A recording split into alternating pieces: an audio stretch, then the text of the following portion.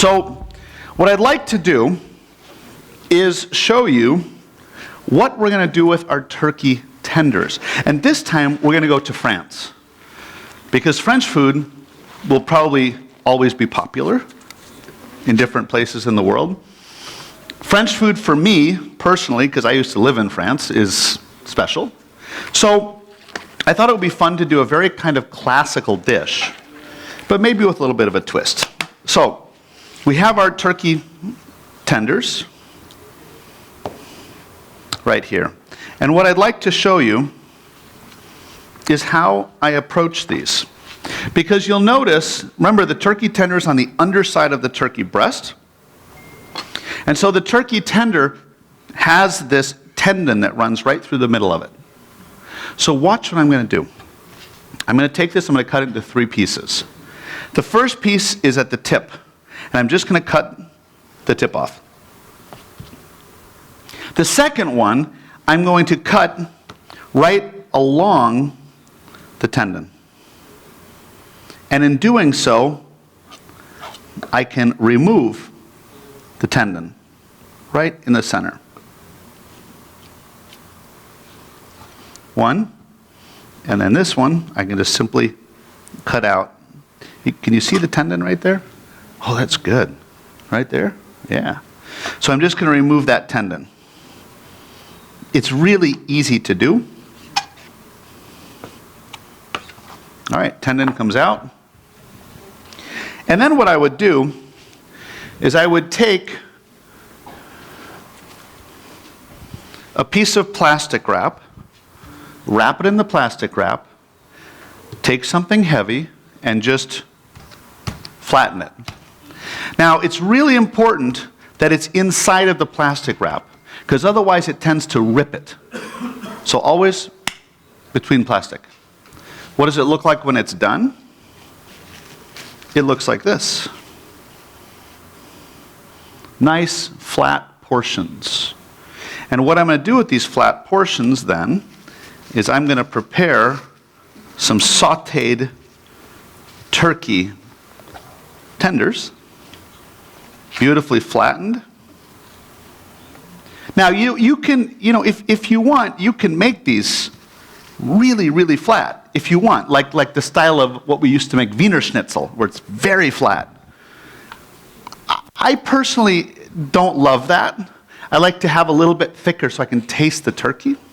Because what I'm going to do then is to season these, salt and some pepper, and then take them. I'm going to first put them in flour. This is what we call the standard or classical breading procedure. And I'm going to show you a little trick about this. Okay, I probably already made a mistake, but let's see. The trick with this is you have one hand that's wet and one hand that's dry, and never mix them up. Because if you mix them, as you do this, you'll have huge blobs of stuff on each finger. So, wet, dry. I hope I remember. So the wet one, so now flour is dry, so I use my dry hand in the flour. I put it into a mixture of eggs. Eggs are wet hand. I use the wet hand in the flour. When I was a young cook, and we would have to do like this, 100 pounds. And if you made one mistake, the chef would yell at you, and he knew, because you'd have stuff all over your fingers. So you take the ones with the eggs, and it goes into panko breadcrumbs. Panko breadcrumbs have great crunch, but the panko breadcrumbs that I'm using have something else in them. I also added dry hand. See that? I also added Parmesan in the panko breadcrumbs. So there's Parmesan and just a little bit of cayenne. And we're going to take that out. And then what we're going to do is we're going to saute these. Now, because they're relatively thin, they saute pretty quickly. So whenever you saute, one of the very important things is that you have a really hot saute pan. Really hot. So we're going to take my 2 saute pans here, and I'll show you why we're doing 2 in a second. I'm going to heat one up over here. And at the same time, as I'm preparing these beautiful sauteed turkey tenders, I'm going to make a little sauce, because remember, this is French style today. Okay? So, to make our sauce, yeah, it's good and hot. To make our sauce, what we're going to do, it's a very classic French sauce. I'm going to take some butter, put it in the pan, cook the butter, add in shallots, cook the shallots, and then typical sort of French way of doing things, I'm going to put in some stock, reduce the stock, put in some cream, reduce the cream, and then add a little lemon and capers. That's the sauce. It's a delicious, delicious way to eat the turkey. Again, one of the beauties of turkey is that it's this great protein that absorbs lots of flavors and can take and go all different directions and be successful in every one. So in this pan over here, I've just put in the butter. Now I'm going to go ahead and put in my shallots. I'm going to cook that for a minute. In the meantime, our other pan should be hot and ready to go. So I'm going to put a little bit of oil in this pan. Hopefully we don't set off the smoke alarms. If we do, I think you all get showers today. Princess. Okay. All right, so I'm not going to heat this pan up too much because we're in this room. But one of the things I always tell people, and this is one of the rules in cooking, whenever you're sauteing, the pan is always hot, really hot. And if it's too hot, you can turn it down. But if your pan is not hot enough, you can never turn it up. It doesn't work.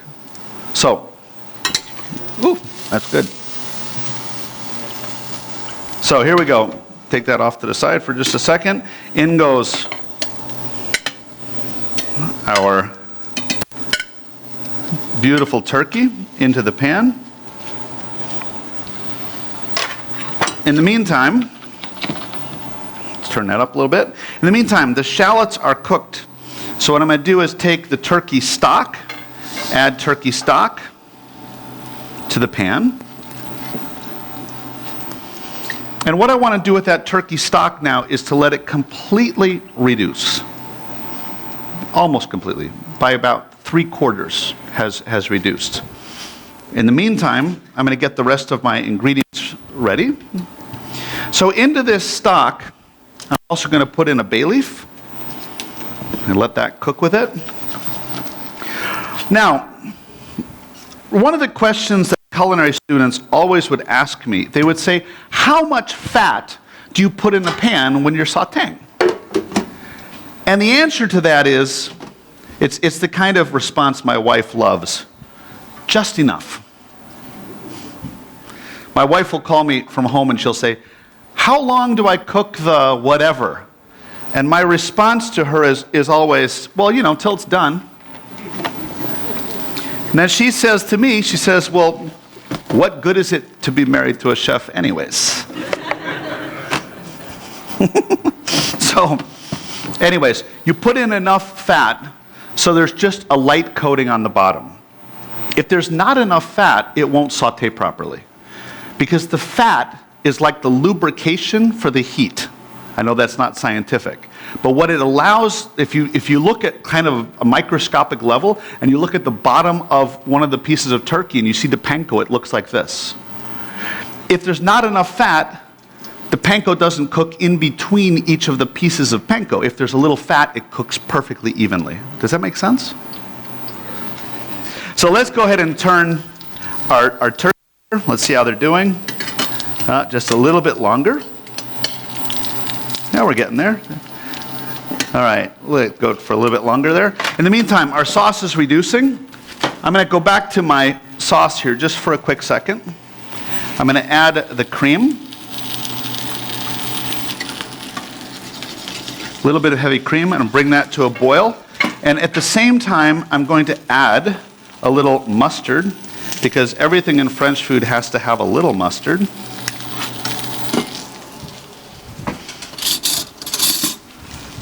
Just like so. Stir in the mustard.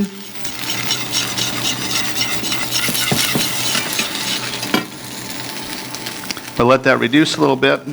In the meantime, I'm going to add in a few capers.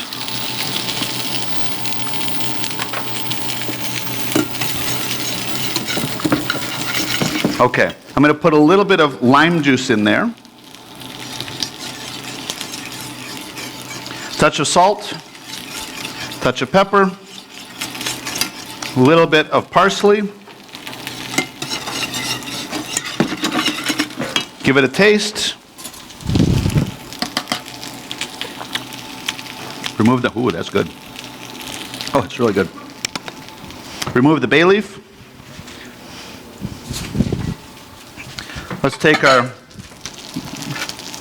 escallop of turkey, beautifully done. Thank you, Chef Wilmer.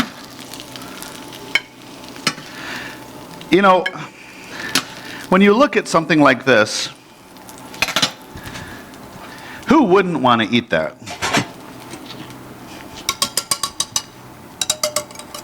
Una cuchara.